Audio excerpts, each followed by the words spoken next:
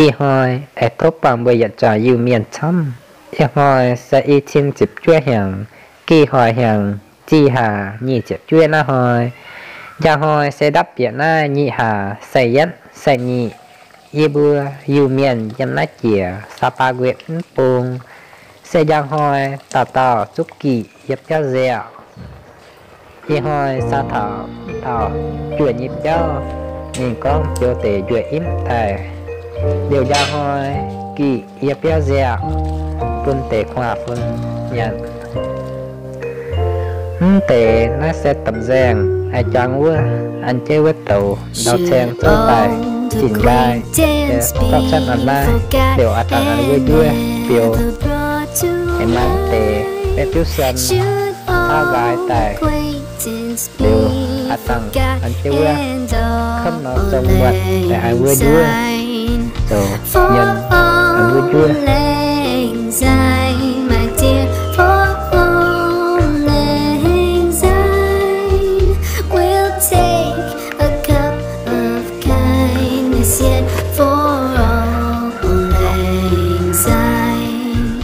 mến tệ xe no mùa liều ăn tặng tiêu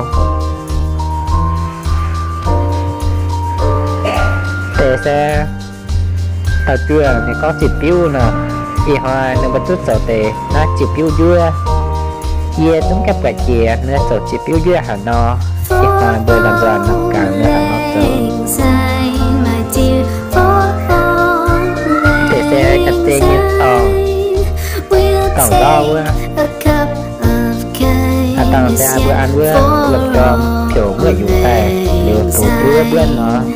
tư tè bèo tè cam tè sẽ tổng ai chăm chỉ piu ra mới tư tè tổ sẽ diễn hai cấp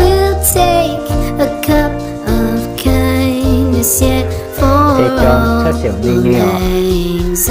được như bữa ấy đâm tè bữa ăn tè cho chứ bữa nó trông bữa nín nhiều kinh vừa tôi truy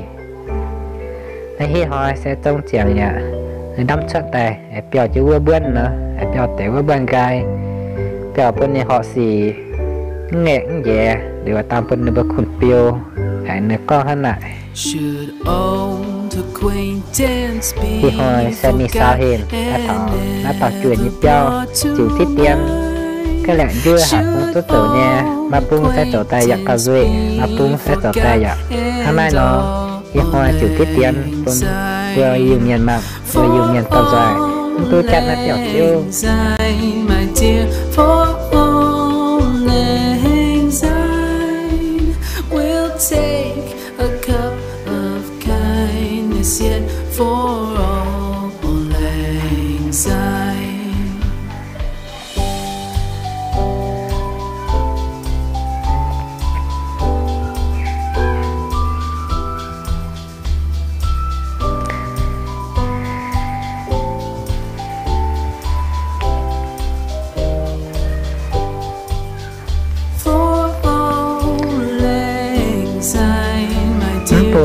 sẽ dựa bẻ hãy nó con lại à ta nướng bèo chỉ piu nè trang lên tệ sẽ tổng rau âm có cháu bữa tổng rau quá kiểu cho bên này này hôm nay bên bèo mán tệ sẽ chỉ piu dưa đang ai quá không bỗng bông tay quá rất sợ này bèo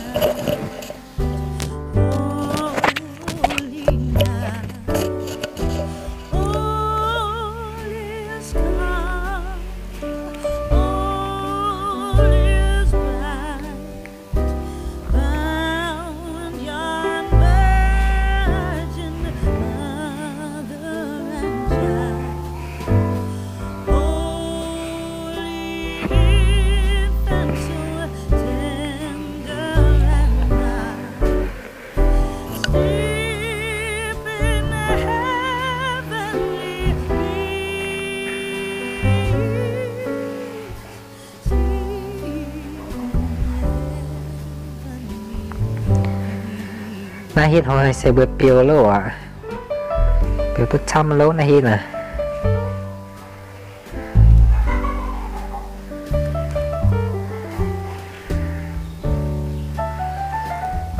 piêu trăm piêu chẳng á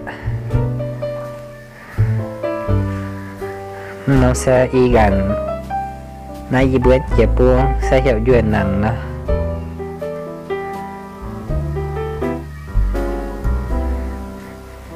nay hít hồi mẹ kệ na cha ta cho na chèn nó anh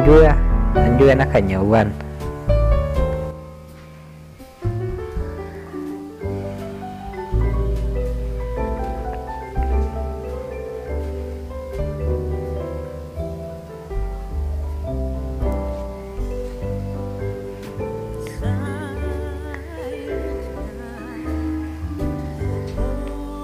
Should old acquaintance be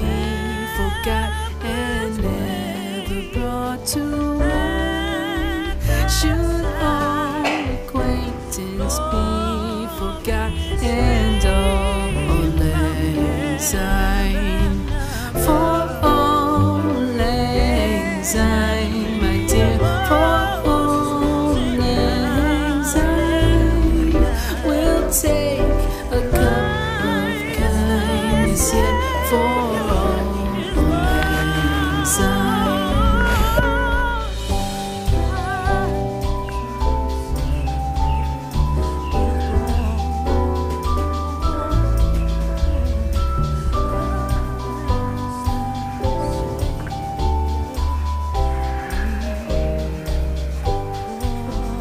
For all lang syne, my dear, for all lang syne, we'll take a cup of kindness yet for